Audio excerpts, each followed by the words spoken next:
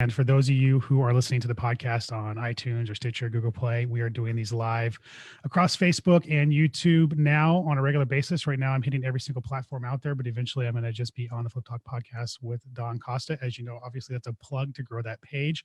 So make sure you're liking it so that you can be watching these live ahead of time, because they won't be released for at least a couple weeks until we're done. Make sure that you're checking out beinthisroom.com for our mastermind if you want to be part of a cool community. And I'm not going to beat you up too much about all the cool stuff I got going on. So I'm just going to jump right into the content. I have Nicole Espinosa today with me, the short sale queen. How are you doing? I'm good. How are you? I'm doing really, really good. So I'm kind of interested in this topic because I started way back. It's going to date me again, I always say it, but I started back in 2003. I've been doing this for 17 years. Oh, wow.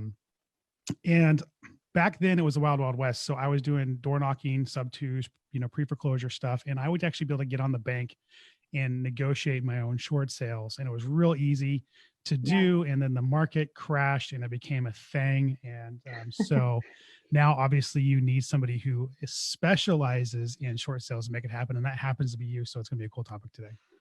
Yeah, absolutely. So tell me how'd you get into where'd you get the short sale queen name from? Where'd that come from? Yeah, so I get that a lot. I didn't wake up the short sale queen. It took a while to establish the brand. I'm based out of Dallas, Fort Worth. And so I focus very hyper local on Dallas, Fort Worth area. And I was working with local home franchise and home investor franchises. And it was like a domino effect. Once I started building relationships with them and they saw the value, then they started referring me to other home investor franchises. And then I started working with independent companies. And Facebook is really where I built my brand. And I was really intentional of just being very transparent and using leveraging social media as a way to make connections and relationships, which I feel like a lot of people miss the boat on that. That's the main reason why you should be on social media, is to be able to leverage yourself and be able to connect. It's not really a popularity context, right? I just did a social media video yesterday, so it's kind of going into this podcast. But anyways, so I on Facebook specifically, on the investment groups, and people just kept tagging me, when people were asking for a short sale expert, and they'd say, hey, talk to Nicole, she's the queen, or talk to the short sale queen. And when we started going into different markets, I realized that I can't scale being hyper local, right? My brand was DFW short sale experts, and then it was Houston short sale experts. And so when I went to rebrand, I decided to do it as the short sale queen, since that's what I was known as, and it kind of just took off from there. So what you're telling me is that you built your brand by networking on social media, right? Because I want to hone in on you saying that, because people don't understand the power of networking and getting out there. Absolutely. And people knowing who you are. So, and I'm assuming that that's helped you get a tremendous amount of business, right? Oh, absolutely. I mean, like I said, I was very intentional of who I was networking with. I was very intentional of the content that I was posting.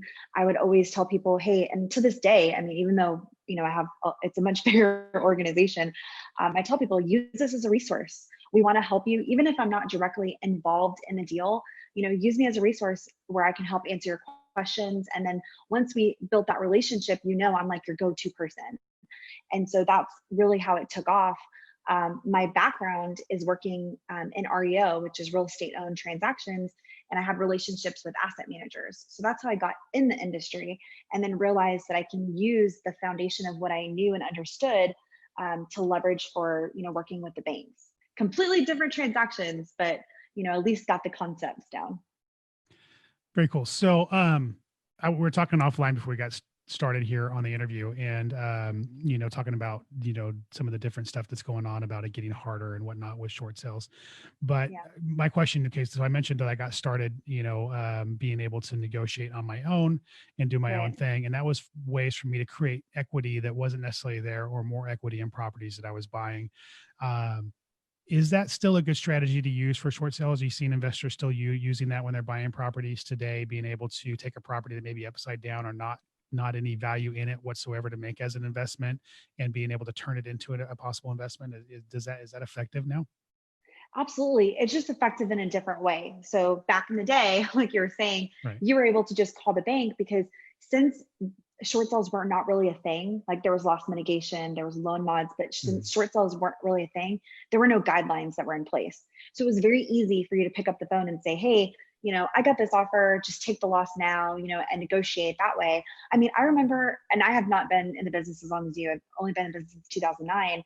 And I remember when we first started doing it, the bank was like, hey, maybe 60 cents on the dollar, 50 cents, whatever. And we'd present like repair bids and things like that. And they'd just take it. And then as soon as 2011 happened, 2012 happened, they started putting requirements like interior appraisals on every deal. If it's an FHA, they had put requirements on putting it online on the MLS, on the type of buyers, because there was so much fraud that was going on. So like everything else, right? It only takes a couple of people to ruin it for Right. everyone else. Because of all the fraud, they started implementing all of these guidelines. And the thing is that if you don't understand them, it's like the blind leading the blind. You're trying to call, you don't know what questions to ask, and the person you're talking to could care less whether you get helped or not, or the file keeps moving.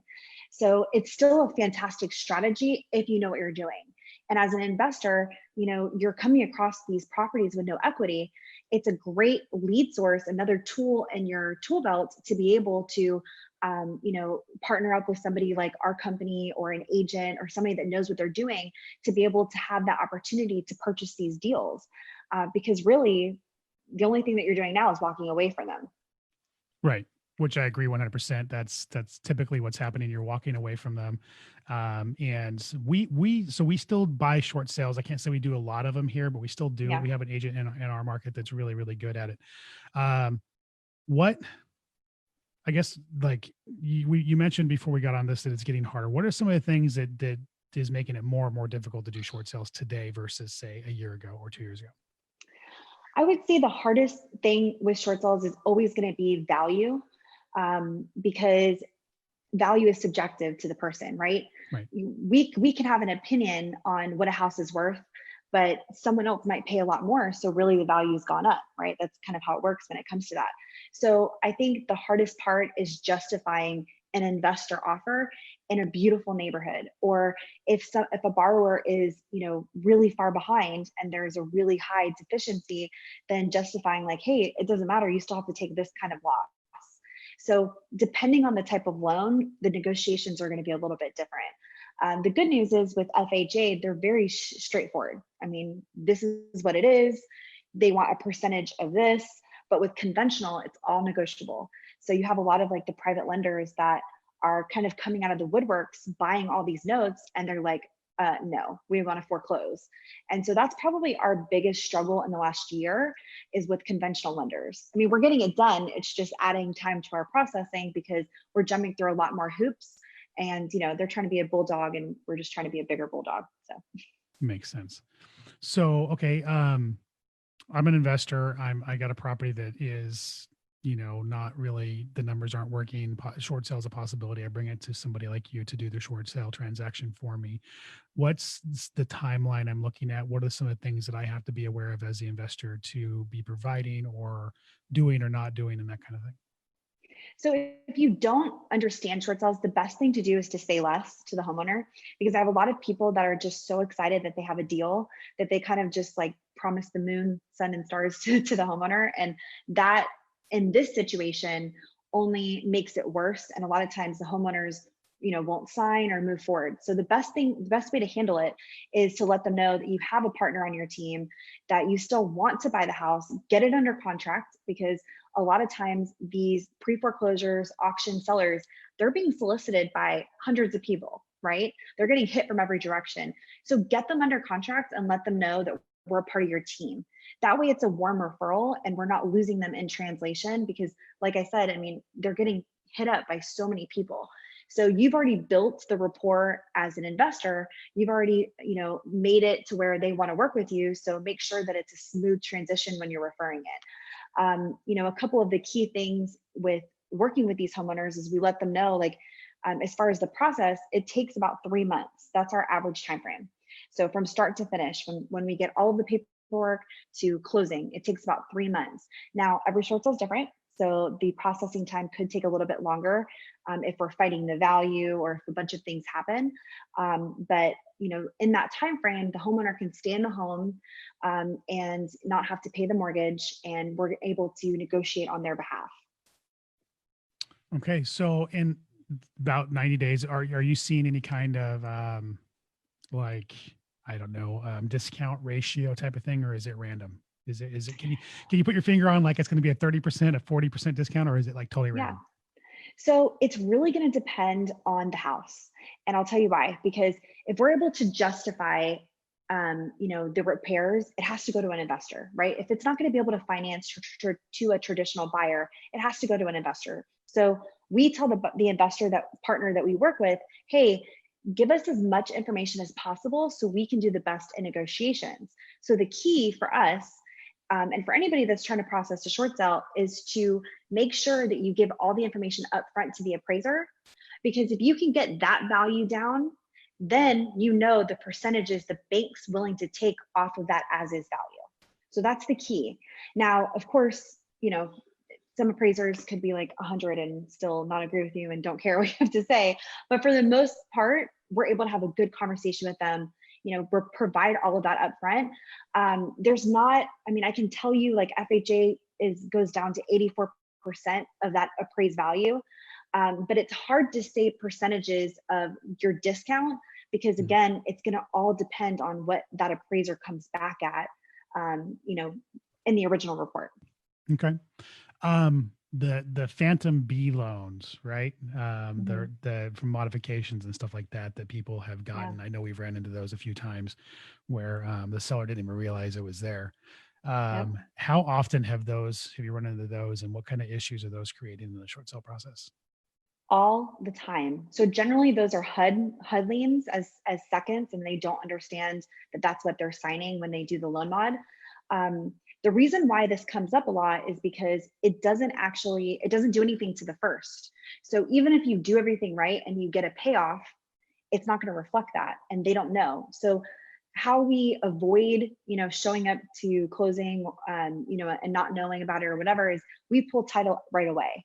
So if someone's in foreclosure and you don't know, what's owed or anything like that, like, always check, because that will show up on title. It'll show up in the deed records, and you'll know, like, the first thing you'll see is HUD lien, from whenever year they did the loan modification. So those get paid through the short sale. We don't have any problem getting those approved, because HUD's the one approving it, and it's their lien.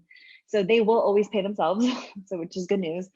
But I see this happen a lot, where investors and realtors will show up to closing and they'll say, oh, we didn't know about this second lien. And all of that can be researched just by looking at the tax rolls, depending on, what state you're in. Okay. So for people who don't know, just so I can explain a little bit better. So the B loans, yeah. I don't know if there's another word for them. That's just a term I know. Yeah. When people got modifications, let's say you owed $300,000 on your house, and the government was going to reduce your payment to the payment they felt you could afford, right? They would take and basically subsidize a portion. So say you would get your modification payment based on $200,000, and say loan amount, and the government would subsidize or do a B loan for the other $100,000, which would be like a silent second. And a lot of homeowners either didn't realize it or forgot about it, or I know. So I've been very transparent that I lost everything in 2008. My home went into foreclosure a couple times when that happened, because I was a tool and I lost all my money. And I actually did a modification on my home. And I remember the paperwork saying that if you made your payment on time in a certain amount of months, a certain portion of that would be forgiven. And then within 5 years, 100% would be forgiven. Is that, do you see those being forgiven? Do you see those still being there years later? I mean, do you pay that much attention to it? So I actually have seen a lot of the loan modification agreements on prospects and leads that come over, because generally the biggest objection with someone in pre-foreclosure is, I want to do a loan modification, right? Because right.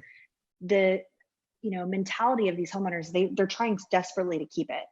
Now, I'll have them send me over the agreement, and I'm not even kidding. I'll see there are certain lenders that will try to extend the life of the loan. So say they're 15 years in, back to 30.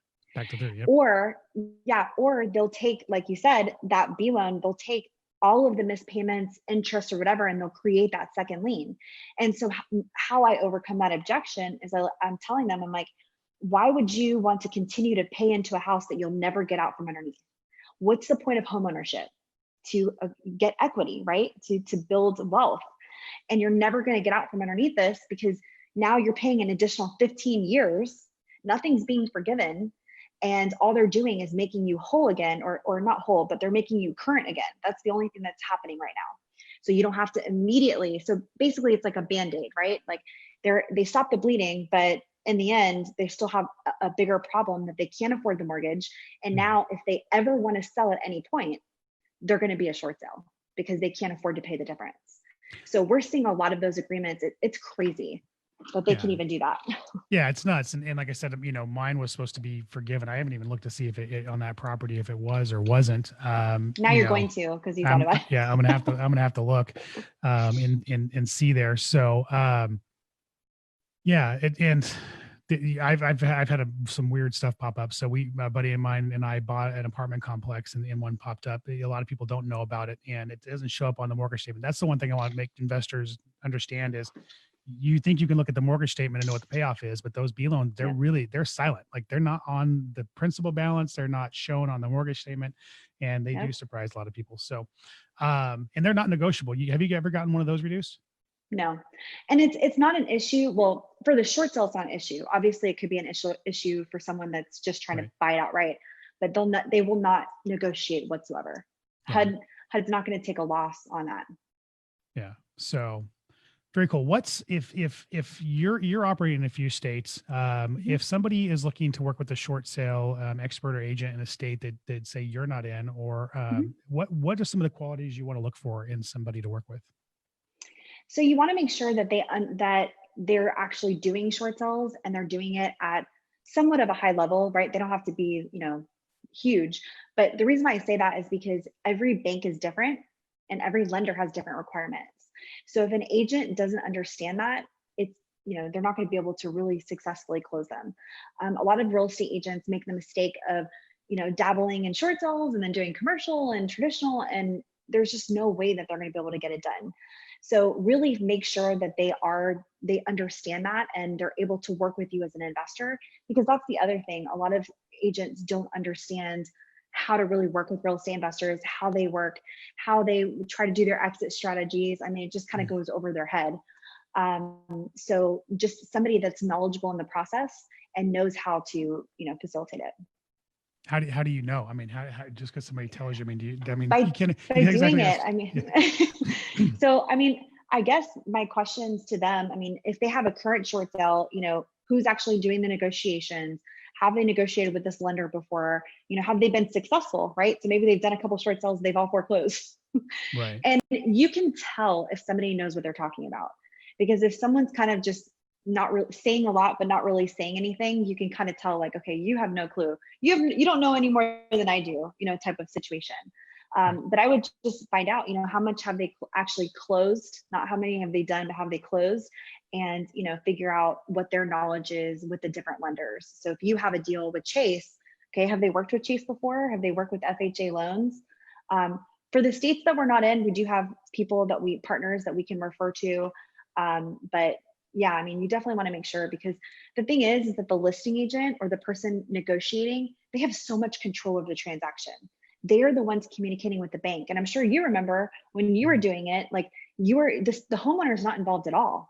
So everyone's trusting that the person working on it is actually knows what they're doing. Bank of America has a statistic that says that only 20% of their actual short sales close, 20%. And when they asked why, it was because of the person facilitating it, the realtor, because they didn't submit the right paperwork, they didn't know the questions to ask, and then they ran out of time because it got foreclosed on. So it's a very common thing. Yeah, well, let me ask you this. I mean, are you finding that the banks are, because again, wild, wild west, right? I mean, I used to be able to get banks to postpone just about anything. Do you find banks are postponing to work get my words out here, work with you during the short sale process? Or do you feel like they're just time's out and it's over? No, absolutely. It depends on how long, like the delinquency. So it really depends on how far behind the homeowner is. If we're in an active short sale, we can absolutely get it postponed. It's not a big deal. Every month, pretty much like 90% of our inventory is in foreclosure, and we're just consistently getting it postponed so that we have time, to work on it. Now, if you give us a deal 2 weeks before a sale date, there's a good chance that we won't be able to get it stopped. We do it all the time, but it's the more time that we have, the better chance.